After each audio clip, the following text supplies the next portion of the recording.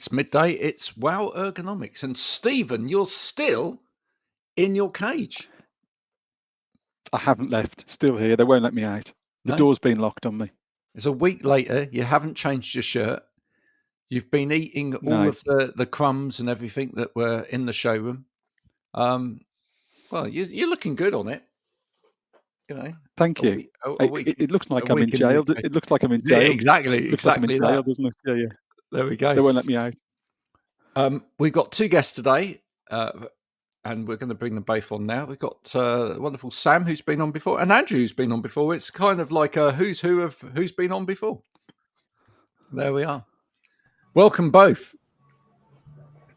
And where are you both coming from? So, Sam, that's a lovely bit of sofa type thing. Yes, I'm in the lovely Portsmouth at the old IBM Lakeside building. Oh, very nice too. Lovely. Any flock furniture down there? No. You don't know that.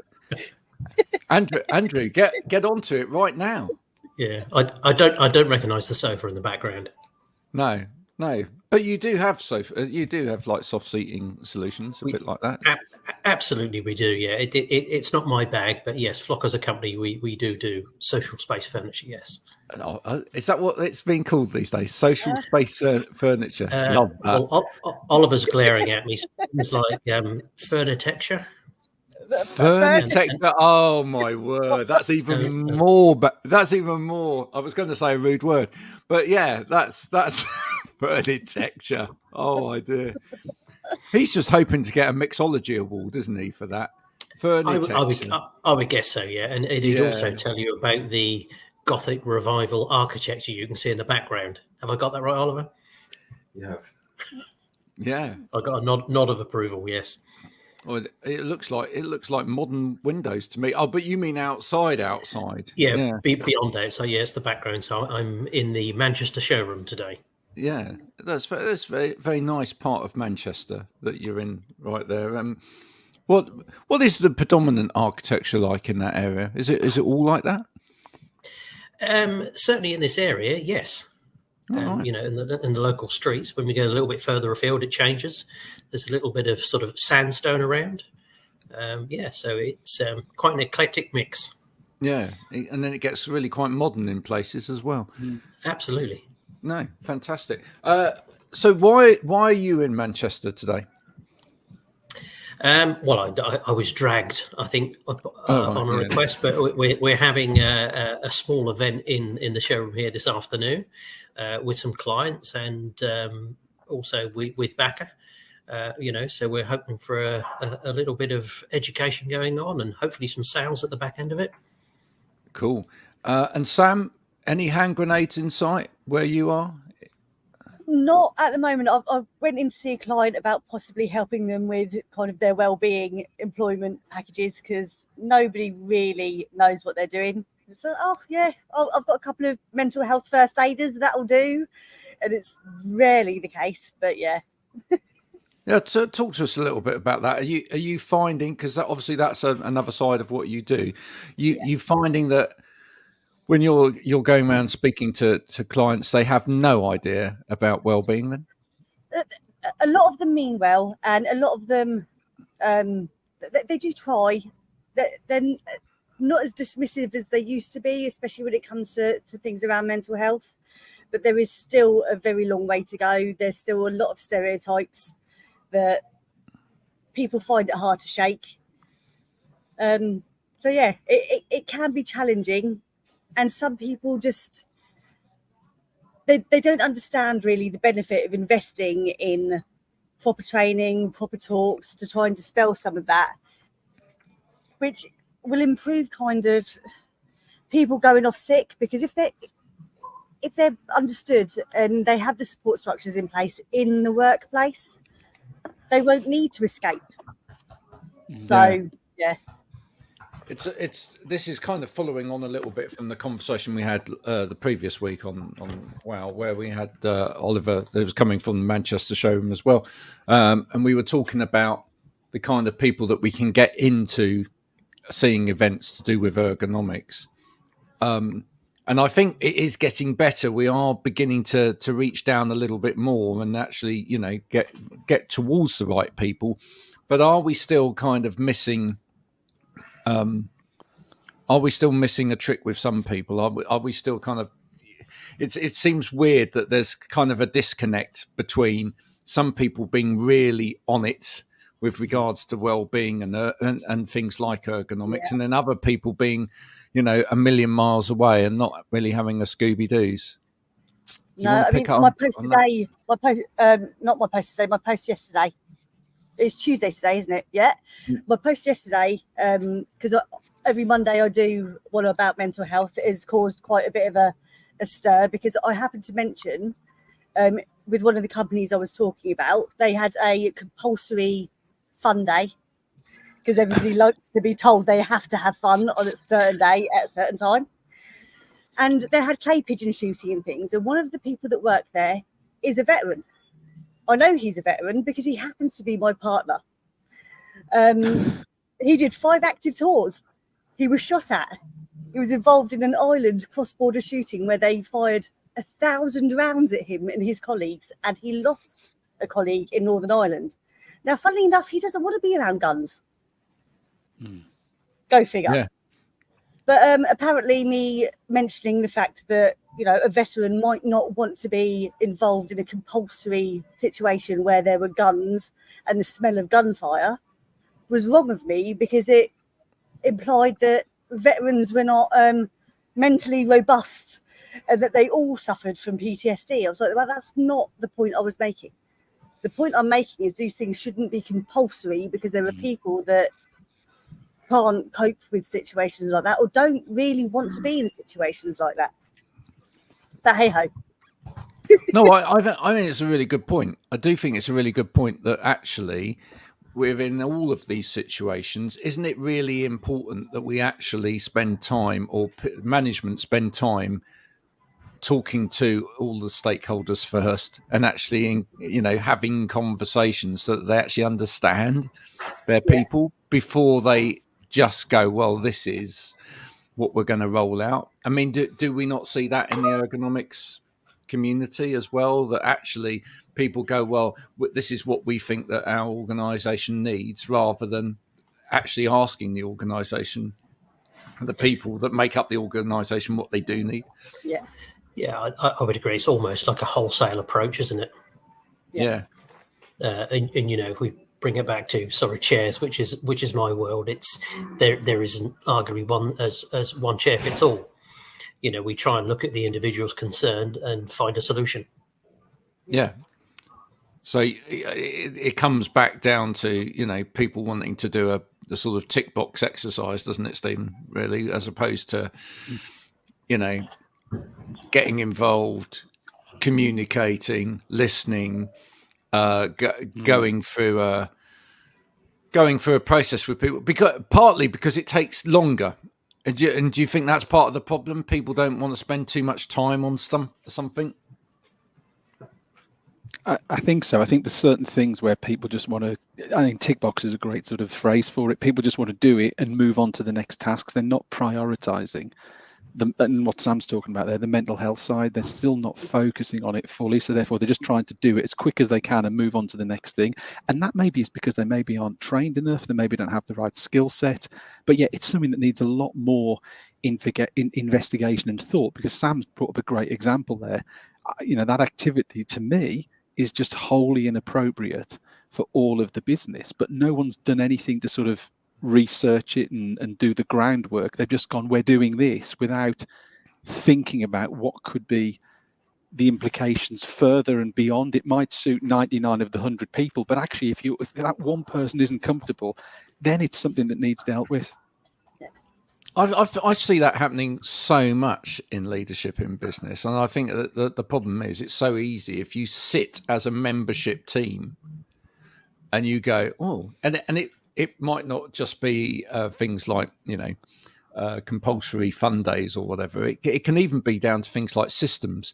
So you might have 5 or 6 people as the exec of a business, and they sit there and they go, this is a great system. We all like this system. I mean, they may have even been wined and dined by the people that that make that system. So they may feel that it's a fantastic system, and they've been told that it will do everything that their people want. But if they've never talked to their people about, this is what we're looking at as a system, will this work for you, etc., and then, even then, when they start to roll it out, if they haven't considered the fact that some people might access information in different ways and struggle with certain things, you're going to get some people that will suddenly find this very, very hard, and they won't like working anymore.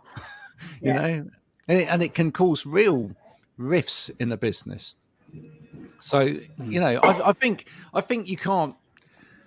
I don't think you can take shortcuts. And it was quite interesting. I did a podcast yesterday with a whole load of senior leaders in business. I totally agree. And mine's a cup of coffee, please. Senior leaders in business who had led some very big teams over a number of years. There was the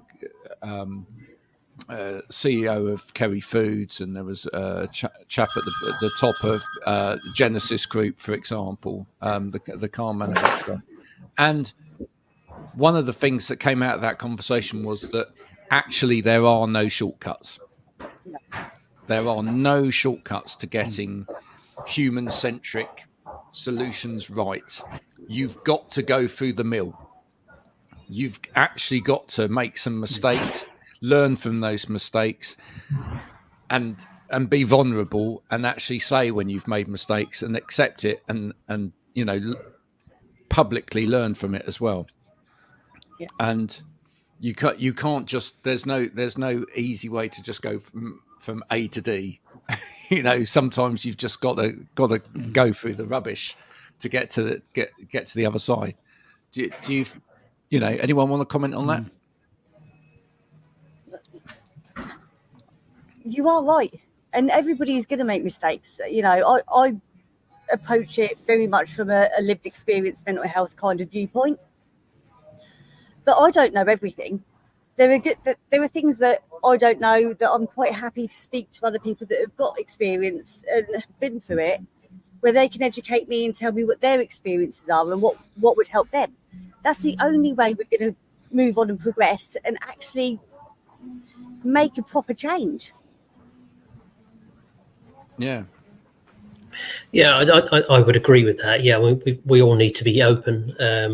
You find in the corporate world, perhaps there's lots of barriers that are there in place, not deliberately so, but from a lack of understanding perspective, or perhaps not come across that situation before. But we all need to be open and learn and understand from it and move forward and be better for it. Now listen, changing. I thought there was a really good example this morning, Andrew. I don't want to sort of prompt you, but when I arrived this morning, yourself and Oliver had a client in the Flock showroom, and I thought it was really interesting. And that was about openness and learning, wasn't it? Around the process they've got to go through. That someone was really interested to get to the basics, so they could go back and share that knowledge and talk through the process. So it was quite interesting the way you were dealing with that client this morning, and that just showed that desire to sort of walk someone through the whole process. Well, it's understanding their needs. The simple approach to that is they were in to look at buying some chairs, so that's quite simple in effect. But I want to understand why they're buying, what they're currently using, what they're going to use it for, so I can guide them towards the right product, and not just be a simplistic salesman and give them a quote for 3 generic chairs and here you go, choose one of those 3. I need to understand why they're being used, how they're going to be used, so I know from a personal perspective that they've got the best value going forwards. Yeah. Unless you can use them for chair racing, I'm not interested. You've got to be able to race the chairs. We weren't quite at chair racing, but there was a little bit of stunt work involved in the staircase and some hazard tape, but that's a story for another day. Oh dear, I love how you've just thrown that in there. There we go. No, I think it's true. Do you know what I think throws a spanner in the works within all of that, and actually perhaps causes people that want to do it right a bit of a curve, which is that we have seen documentaries on TV, and there's been stuff in the press in the past, etc. Stories of storytelling sales, where people have used if you like, some of the mechanism that you're using there, but have done it deliberately to bring back to something that's going to benefit them, right? Yeah. And a really good example of this, I can't name any names of companies because it would, cause me to get in big trouble. But there was a TV program where this guy in one of these supermarket type places was salesman of the month every month. And the story was kind of centered around him. And he said, basically, what I do, which other people don't do, is that when they come in, he said, I look at them and I ask them lots of questions about them and their lifestyle, etc. And then I relate back to them what the solution will be based upon what they've told me, based on my product of the month, which is what I get my commission on, or I get the biggest commission on. And this was primarily around the machines that do the washing in a house, which I've been told are great. But so he would say, someone would come in and say, well, I've got, he'd say,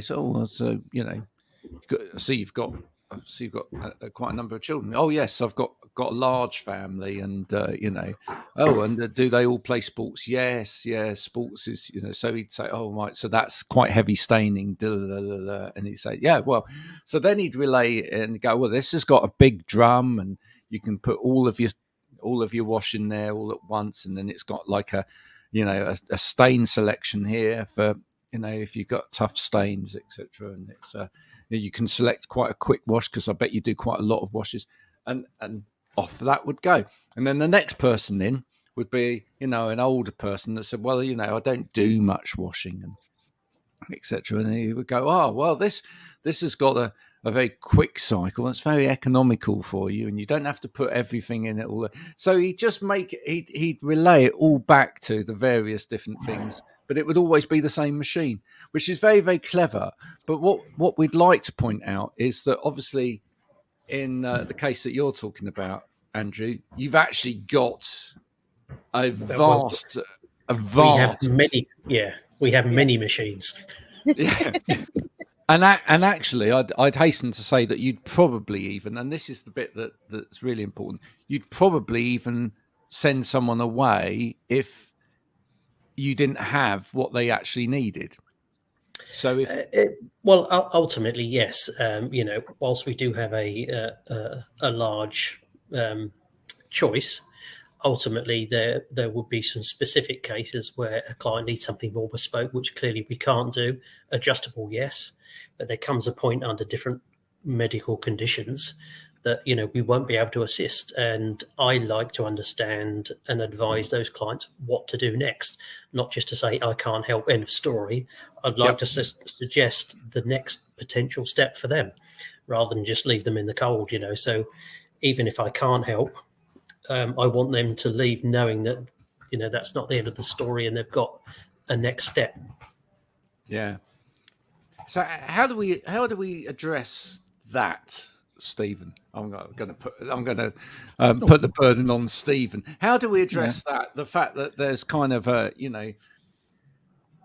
some people have created a kind of pseudo sales process, if you like, where actually it looks like they're very much giving an answer, a bespoke answer, and they really are, invested, etc. But actually, it's all a bit of a sales whiz.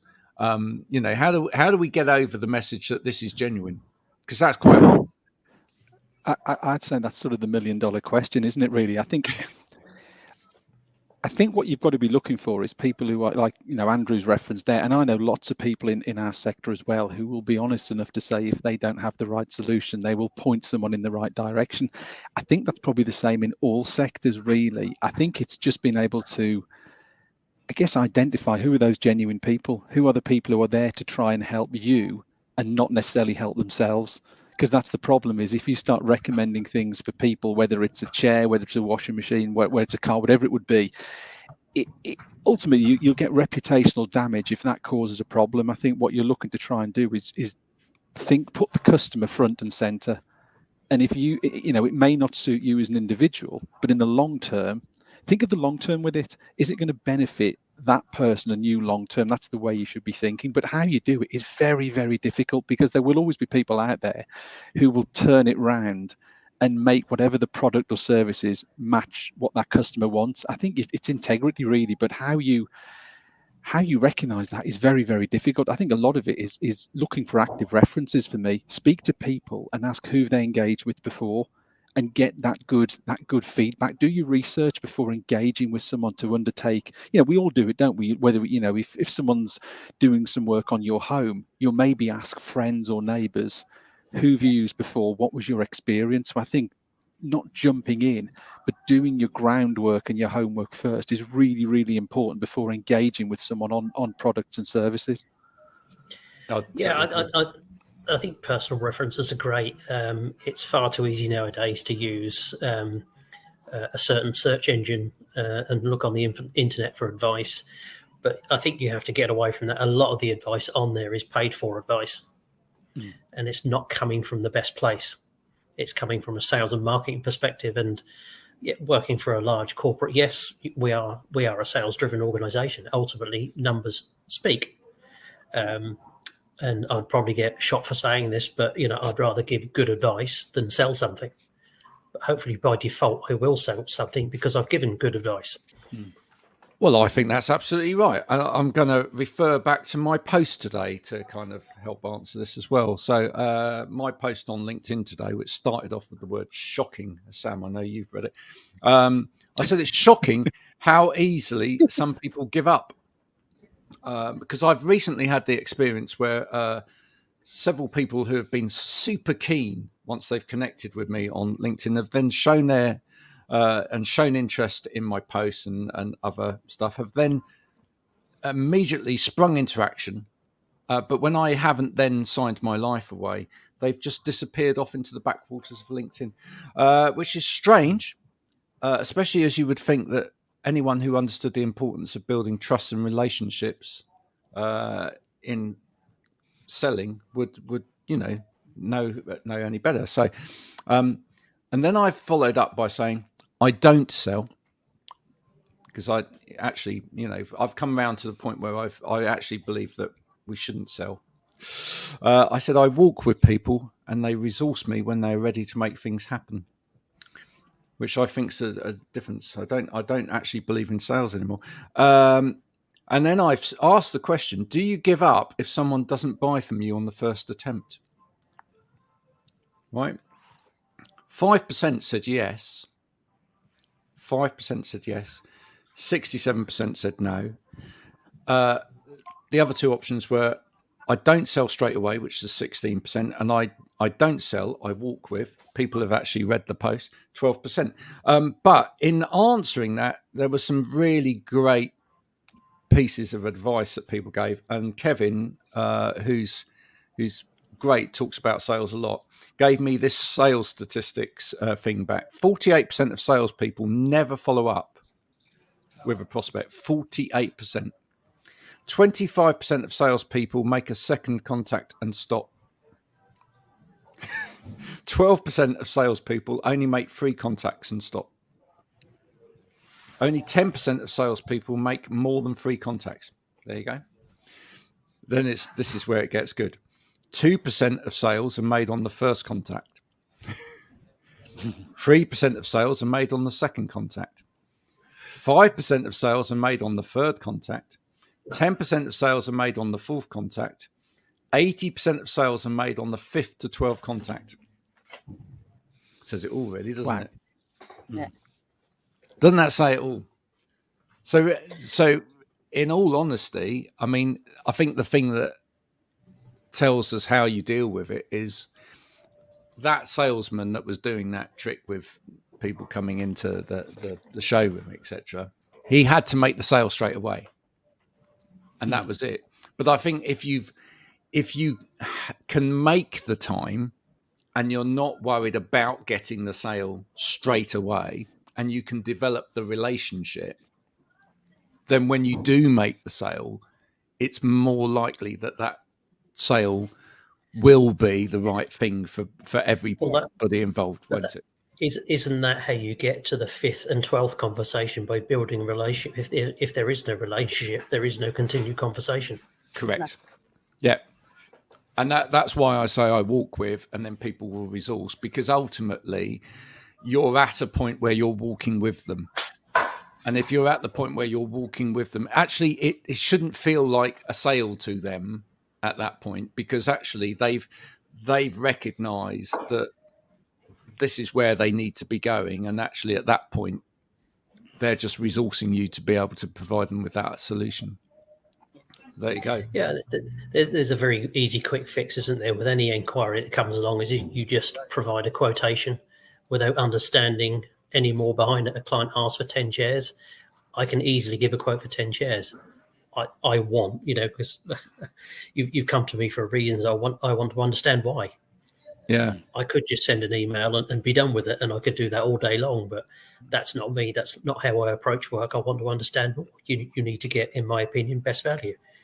And sometimes those questions can take you down a certain route, judging on what you said earlier. But the ultimate goal is providing the right service for the right individual to get the right product.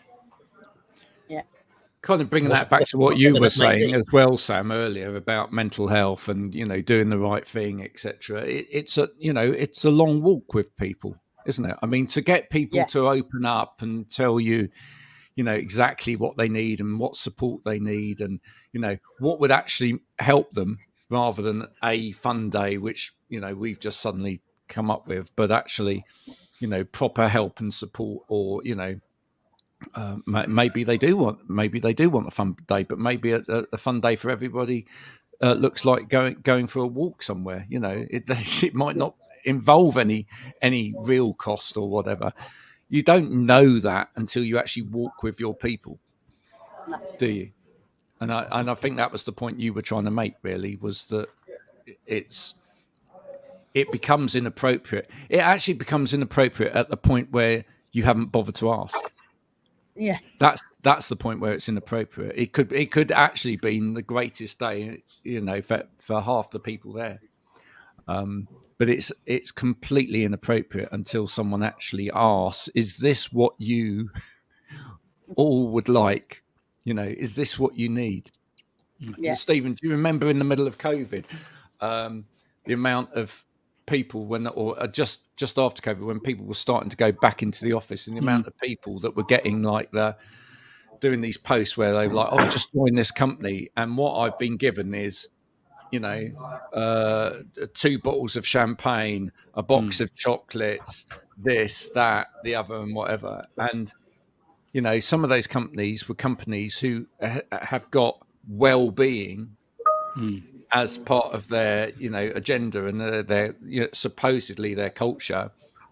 And yet they were advocating drinking of alcohol and getting people fat on chocolate. It's, wouldn't it been so much better if they went, well, actually, we've given them a good share. Yeah. I remember, I can't remember who it was, Graham, but we had someone on talking about this on the show, and they were saying that there was a company where they were giving out alcohol as as a welcome present, but the business was in an industrial estate in the middle of nowhere where you had to get there by car, and it was it was me. I did it was me. I did a set of workplace assessments once for an IT company who shall remain nameless, which was out on a trading estate. And the only way to get there was by car, and they were incentivizing their young staff in that call center by giving them free alcohol. Yeah, brilliant. What could go wrong? Well, and until I pointed out that it's not only. I think there was even a potential legal situation there, really, because you are literally plying your staff with alcohol, knowing that they are then going to drive. It's just not great. But No. that wasn't an incentive as such. That was just like, we want to keep them happy, so let's give them alcohol. It's not like lazy and ill thought through, isn't it? It's something really, really. Oh, let's just do that. Actually, think about what would incentivize people. Think about something that's really engaging and appropriate, not just let's chuck that at them. What would like you were saying, you were slightly flippant, but I know what you were saying. Give them a good chair, But actually, that's far more value to them than maybe walking home with a 4-pack, isn't it? Let's be brutally honest. Well, I think I'd say give them a good chair. I think give them a good chair, but give them education at the same time. And I think education is one of the things that a lot of companies lack the integrity to do a lot of, and they're scared of losing their staff by educating them. They think, oh, they're going to be so well educated, they'll get a better job somewhere else. But if you actually look after your staff, they won't go anywhere else. Yeah. But well, I can't remember which of the tech giants, but wasn't it one of the tech giants that said that we want that to happen? We want to educate our staff to become, to progress to the point where actually they might leave us. Because actually that shows that we are doing a fantastic job of being an employer. And I think actually that's something that in this day and age, more employers need to catch on to anyway. It's very unlikely these days you're going to have someone stay with you for over 10 years now. Very, very, very unlikely. It's not seen as a bad thing. I do a podcast with a recruitment company, and whereas, if you went back 5 or 6 years even, it would be seen as a fairly bad thing if someone, was changing job every 5 years on their CV. It's not seen in the same light now. In fact, it's actually seen as quite a positive thing that people are trying to progress. It's the progression that people are looking for. If you keep swapping job but you're staying at the same level or whatever, that raises alarm bells. But if you're progressing or you're educating yourself as part of that move, you're making. If you can explain the choices, in other words, and there's a real reason why you're doing that, for either for personal development or for business development, then it's completely acceptable. Time's up. Yeah. Answer that phone. Sorry.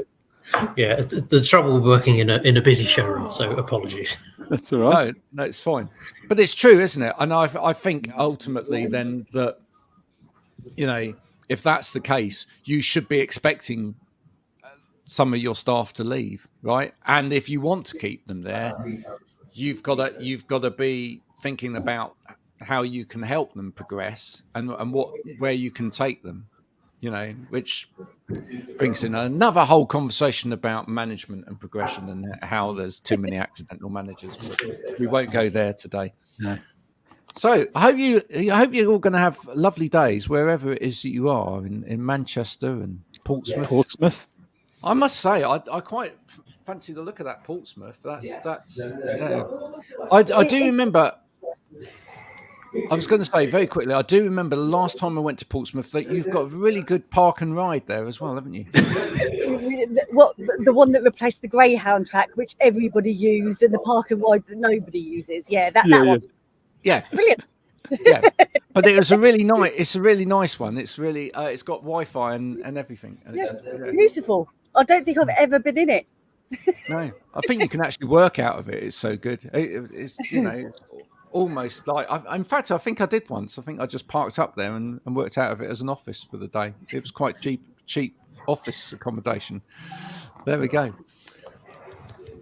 Well, we're going to say goodbye from everyone here. Thank you so much to Andrew and Sam for coming on. Thanks for Stephen. We'll be back again next week with more of the same. Until then, look after yourselves. Be careful out there, and be good.